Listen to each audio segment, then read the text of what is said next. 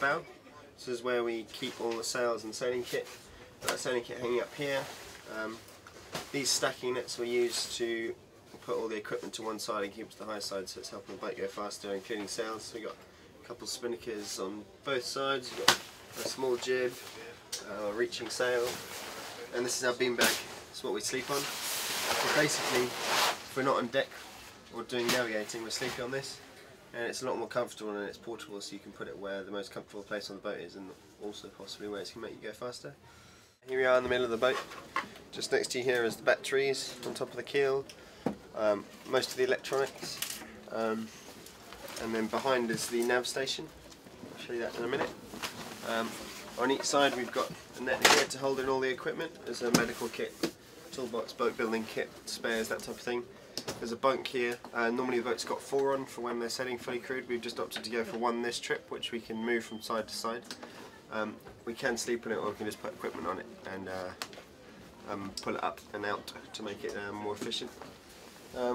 Towards the back there's a ballast tank there and a ballast tank here actually. So we've got 750 litres of water on each side of the boat, which we fill up and acts as a righting moment to help us go faster. Over here we've got the galley. We've got the little stove there, which will not do much more than heat up water. A sink which isn't plumbed in, it's for the class rules, and a few nets to keep stuff in, food, sporks, chocolate, that type of thing. This is Tom, he does all the work on the boat. Hey. Here we have the nav station. It cants from side to side, so you can get the beanbag and look at it from wherever you like. Up here we'll start from the top, got all the trip switches, which connects power to all the things you want on. So we've got things like the computer, the fleet for the internet, the VHF for connecting lights, everything's up here. This is one of the pilot displays. We've got 4 on deck and then 1 down here, so we can change the pilot and see all the information coming in from the top of the mast and from the speedos.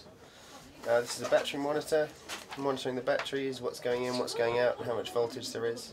It's an AIS transponder which uses the VHF to come up on here as these little red boats is what all the other boats which are around. So we'll tell them where we are and they'll tell us where they are, provided you're in VHF range. We've got 2 sat phones. This is a fleet. This also has broadband internet connected to the computer, and this is a backup sat phone. Then we've got another portable one in our container. This is the main computer. This is where we do all the routing for the where all emails come in and out. We do all the routing for deciding where we want to go, where all the weather information comes in and out. It's basically everything happens off there with the outside world. If that doesn't work, we've got a spare one which we can hopefully put in place and it will work. If it's not an issue. Over here we've got a sleep alarm, which makes a horrible noise.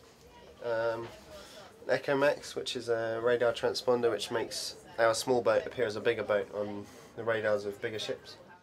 So safety wise, there's a few things on the boat which are solely for safety.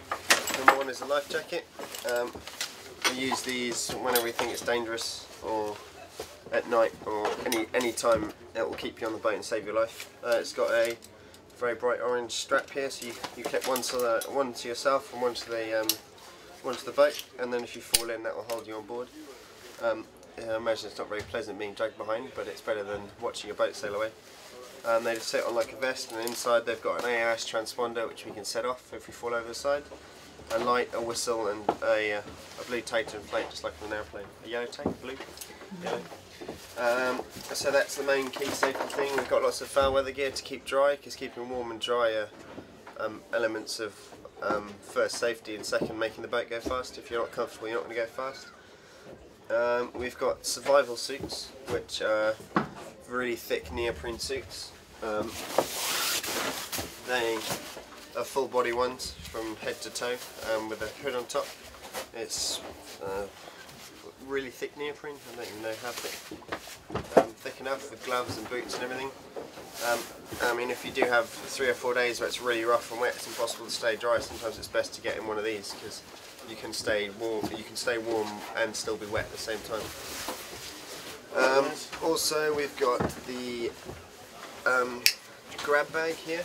So if we were ever to have to abandon the boat, we grab this, and this should have most of the essentials in. So flares, sat phone, signalling mirror, a bit of food, a lot of food in ours actually, and a few other things like that.